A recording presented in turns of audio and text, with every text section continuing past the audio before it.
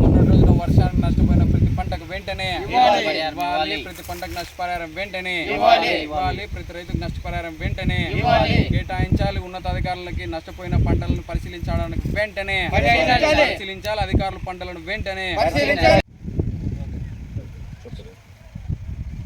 మలాం తండ బాలేనాక్ ఎకరా టమాటా పెట్టినాను. కోయలు ఖర్చు వచ్చింది పెట్టుబడికే. ఒక కటింగ్ రెట్టుకైతే అంత ఇదే ఇలా నోసాలు పడింది అంతే. ఇంకేం లేదు. అన్నటపూర్కి ఎన్ని బాక్సులు వేసుకోపోయి 200-300 పోయింటాయి. నోసాలు పడింది. మొన్న ఎంత డబ్బు వచ్చింది అన్నటపూర్? రాలేదు. హోల్సేల్ నాకు హోల్సేల్ పెట్టి రూపాయి రావు. బండి కూడా ఏం రూపాయి కూడా గిట్టదు. అది పోతుంది. చూద్దాం పెద్దయ్య, మేమంతా ప్రభుత్వానికి ఇస్తాము. మరి ఏం న్యాయం చేస్తుంది అనేది అది ప్రభుత్వం డిసైడ్ చేయాలా. మరి ఈ రోజున దాదాపు రాయదుర్గం మండలం పరిధిలో అయితేనేమి, మరి తాలూకా వ్యాప్తంగా ఎక్కడైతే మొన్నటి వర్షానికి మరి టమోటా కావచ్చు, మిరప కావచ్చు, మొక్కజొన్న కావచ్చు, పత్తి కావచ్చు, పూర్తిగా ఇవాళ ప్రజలు మరి వర్షం రావడంతో మరి పత్తి మరి పీక్కునే టైంలో పూర్తిగా వర్షం కురవడంతో అది పూర్తిగా నల్లబడి మరి ఎక్కడ కూడా ఇవాళ అధిక రేట్లకు పోకుండా పూర్తిగా పెట్టిన పెట్టుబడి కూడా రాకుండా మరి అమ్ముకున్నటువంటి పరిస్థితులు రైతులకు ఉంది. అదేవిధంగా ఇక్కడ పూర్తిగా టమోటా విషయానికి వస్తే రాయదుర్గం ప్రాంతంలో ఇది ఎర్రనేల కాబట్టి పూర్తిగా టమోటాకి అదనంగా ఉంటుంది కాబట్టి ఎక్కువ మంది మరి పెట్టుబడులు పెట్టి మరి అంతో కొంత లాభం పొందే విధంగా రైతులు అందరూ కూడా మరి ఎక్కువగా సాగు చేసేటువంటి పంట మరి వేరుశెనగ, టమోటా, మరి మొక్కజొన్న. కానీ అందులో ఎక్కువగా అంటే టమోటా ఉంది ఈ సంవత్సరం అయితే. కానీ ఇప్పటి వరకు మొన్నటి వరకు రేట్లు ఉన్నాయి, ఇప్పుడు కూడా రేట్లు ఉన్నాయి. కానీ వర్షం వచ్చేటప్పటికి పూర్తిగా ఎట్లుందంటే రైతుల పరిస్థితి మరి కేవలం ఈ రైతు వచ్చేసి కేవలము ఒక్కసారి ఒక్క విడత మాత్రమే పీకాడు. అది కూడా 100 బాక్సులు పైగా అయినాయి.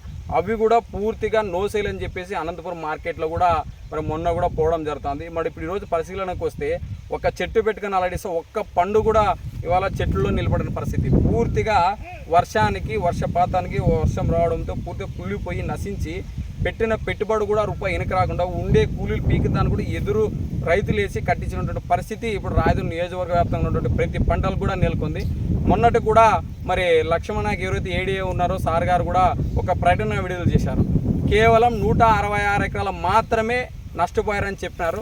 కానీ అది పూర్తిగా కూడా మరి ఇప్పటి వరకు కూడా మళ్ళీ సార్కి ఫోన్ చేసి సమాచారం అంతా కూడా తెలియజేసి మరి మేము రైతు సంఘం కావచ్చు, పార్టీగా కావచ్చు ఉన్నటువంటి సమస్యల్ని పెట్టినాము. కానీ ఎక్కడైతే నియోజకవర్గ వ్యాప్తంగా ప్రతి సచివాలయంలో ఆర్బీకేలు ఉన్నాయి, ఆర్బీకేలో ఉన్నటువంటి ఎవరైతే రైతు భరోసా సంబంధించినటువంటి అధికారులు ఉంటారో వాళ్ళు పూర్తిగా మరి సమగ్రంగా ఏదైతే మరి వర్షాల వల్ల మరి నష్టపోయారో ఆ పంటలను పరిశీలించి పూర్తిగా మరి నివేదిక తయారు చేసి మరి రాయదుర్గంకు సంబంధించిన ఎవరైతే ఇవాళ టమోటా కావచ్చు, మొక్కజొన్న, వేరుశనగ, పత్తి, మరి మిరప ఇవన్నీ కూడా వాళ్ళ పెట్టుబడులు పెట్టిన రకంగా వాళ్ళ ఆ రకంగా ఆలోచించి ఆ మోతాదులనే వాళ్ళకి నష్టపరిహారాన్ని కూడా ఈ రాష్ట్ర ప్రభుత్వం అందించేలాగా ప్రత్యేకంగా నివేదిక తయారు చేసి కూడా ఈ నియోజకవర్గం మరి ఎమ్మెల్యే సార్ కూడా స్పందించి మరి ఎక్కడైతే నష్టపరిహార పంటలు కూడా పరిశీలించి పూర్తిగా రైతులకు న్యాయం చేయ విధంగా మరి చూడాలని చెప్పి సందర్భంగా తెలియజేస్తున్నాం. మరి మొన్నటి రోజు కూడా మరి రాప్తాలో ఉన్నటువంటి మరి అక్కడ స్థానిక ఎమ్మెల్యే గారు మరి టమోటాలని అన్నిటి కూడా పరిశీలించి మరి ప్రభుత్వం నివేదిక చేస్తామని వాళ్ళు కూడా తెలియజేశారు.